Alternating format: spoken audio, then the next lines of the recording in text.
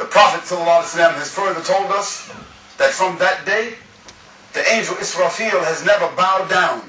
He has never blinked, fearing that Allah subhanahu wa ta'ala may order him to blow into that horn before he's able to raise his head or before he is able to complete his blink. Therefore, his eyes are fixed upon the throne of Allah subhanahu wa ta'ala, waiting for the command to blow. On that day, Allah subhanahu wa ta'ala will say, "O Israfil, blow into the horn."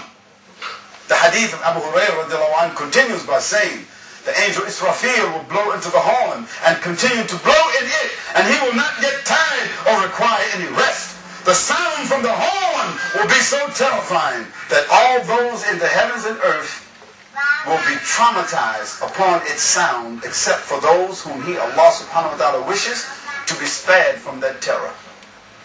It has been reported in an explanation of this that when that sound comes, the people from whichever situation they're in will be paralyzed. As if 30,000 or 50,000 volts of electricity had been hit in their heads. They will be paralyzed. And from that point, everything will cease, which they used to call reality. The sound of that horn will send shock waves greater than that of the hydrogen bomb, the atomic bomb, or the neutron bomb throughout the universe, causing the entire environment to rupture and to go into convulsion and chaos everywhere. All the mountains will move from their place, turning into fluffs of cotton and moving like clouds, although before that, they were the most stabilizing elements of the earth. They will turn into a million pieces and eventually will scattered dust. The earth will begin to experience earthquakes in every place, splitting open and releasing hot lava and steaming gases. The oceans will boil and create gigantic tidal waves. The sky will become black, and then the heavens as we know it will be rolled back, and the color will change to copper red with no clouds. And Allah subhanahu wa ta'ala has told us that the earth will be rolled up like a carpet or a scroll in the hands of Allah subhanahu wa ta'ala. And on that day when the trumpet is sounded, young people who are strong and handsome will become suddenly old, and their hair will turn white from the trauma, and their bones will start to split and crack. On that day, parents will run away from their children. The children will run away from the parents. The mother who is nursing will abandon her child. The pregnant woman will abort. Every person will only be concerned about themselves on that terrible day. You will see the human beings as if they were in a drunken state. They will fall into a swoon and a state of delirium, although they will not actually be drunk.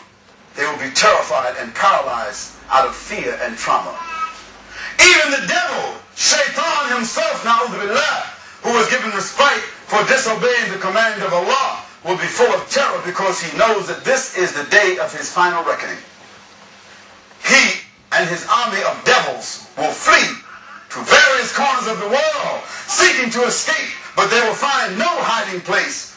The angels of Allah will chase them, trap them, and begin to administer beatings and punishments upon them. The human beings and the jinn will experience such pain and humiliation that they could never imagine. They will see the heavens rupture, and the stars will fall from their places, and nothing will remain in its place, including the earth itself remain.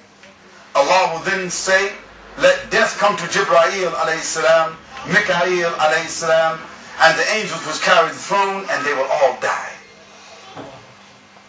Then Allah will ask the angel of death alayhi salam, who remains? The angel will answer, only you, Allah subhanahu wa ta'ala, who is Hayyul Qayyum. Only you, Allah, and I.